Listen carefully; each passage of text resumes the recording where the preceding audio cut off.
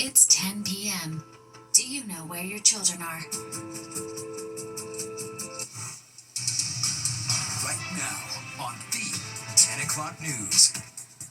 Remembering a political icon and power player, former Congressman Charles Rangel, who represented the city in the House for more than 4 decades, has died. We're taking a look back at his life and legacy, plus this.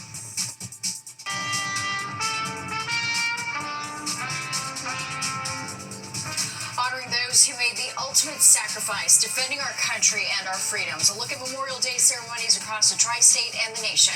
Good evening and thanks for joining us. I'm Natasha Berman. And I'm Steve Lacey. More on those stories in just a minute, but we do want to begin tonight with the weather turning out to be the pick of the holiday weekend. Weather-wise, today you can see people here enjoying it in Bryant Park. The weather also perfect for Memorial Day parades and other events. So how's it looking if you're heading home tonight, or maybe even stretching it out and going first thing in the morning tomorrow? Yeah, that's the big question. Let's check in with Chief Meteorologist Nick Gregory. Nick, perfect. That's how you describe the weather today. Yes, absolutely, totally agree. It was a great day. We had temperatures in the 70s, and it's going to be nice, again, for any travel plans the rest of tonight.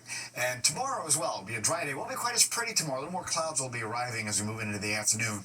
And on this Memorial Day, Americans coming together to remember and honor those who made the ultimate sacrifice in service to our country. Fox 5's Michelle Ross begins our coverage from the annual Memorial Day celebration aboard the Intrepid Museum.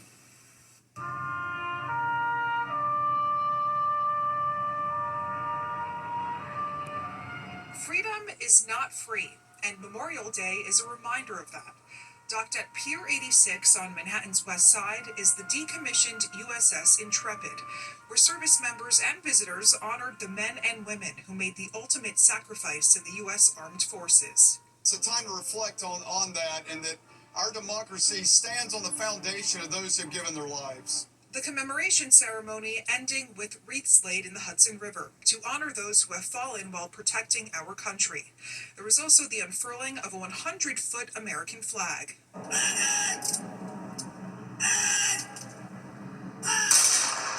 A 21-gun salute and a flyover of the Navy fighter jets. 270 sailors died on board the ship, and its hard-to-miss presence in the Hudson River speaks to its history. Intrepid played a vital role in the Pacific theater in World War II, where it endured 4 kamikaze attacks and 1 torpedo strike. And to keep current and both future generations aware of that meaning, many former service members become volunteers on the Intrepid to educate on the impact it had on our country.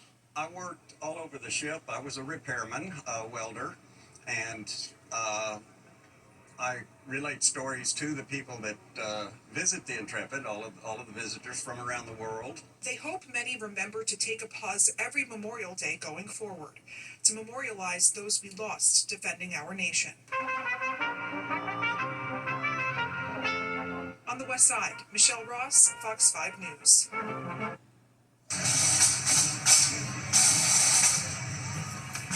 And Memorial Day parades all over Long Island today from Nassau County to Suffolk. Residents gather to honor and remember those who served. One of the parades took place in Babylon, where many waved flags as marchers made their way down the street. Some of the participants even riding in classic cars like that one. Those in attendance to the parade's a way to help them remember and reflect.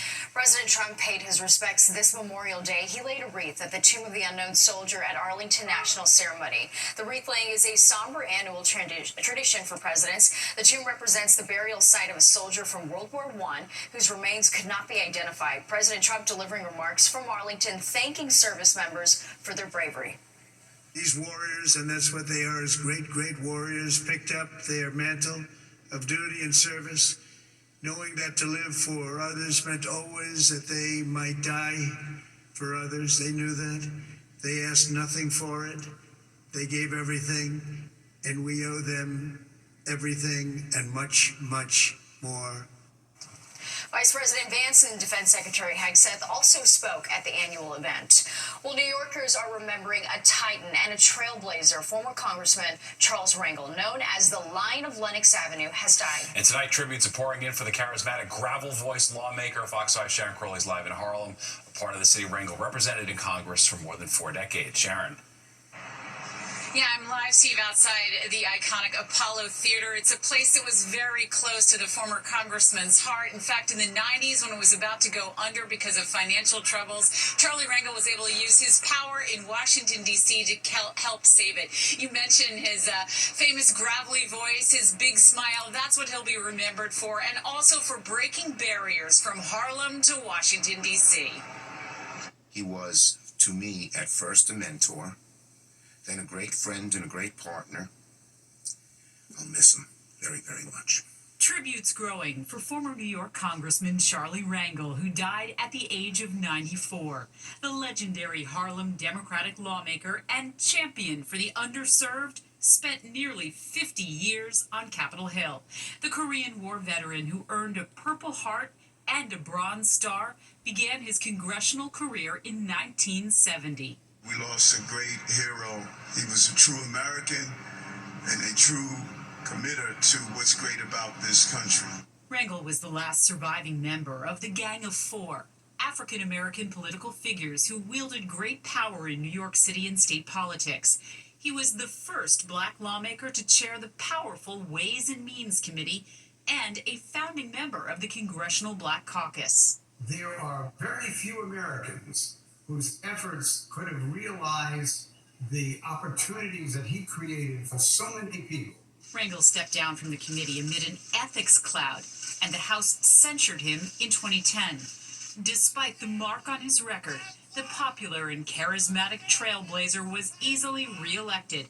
He continued to serve in Congress until his retirement in 2017. We've lost a very, very great man. He was a living legend and a pillar of our community, and one that can't be replaced.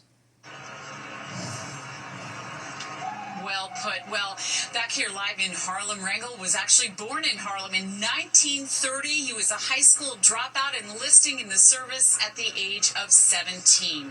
Now, he was really best known also for a lot of legislation that he helped get through, including the Affordable Care Act. So, Steve, he leaves behind a very distinguished legislative legacy as well. Yeah, what a life, no doubt about it. All right, thanks, Sharon. A reaction to Congressman Rangel's death continues to come in. The Reverend Al Sharpton releasing a statement saying he's deeply saddened by the passing of the legendary Congressman Charlie Rangel, a true Harlem giant, a trailblazing legislator, and an unshakable force in American politics. And Hillary Clinton writing, "I'll miss Charlie Rangel, a beloved icon and public servant of New York. He was a proud veteran who loved serving his Harlem constituents. He urged me to run for the Senate and was later a invaluable colleague. Rest in peace and power, my friend."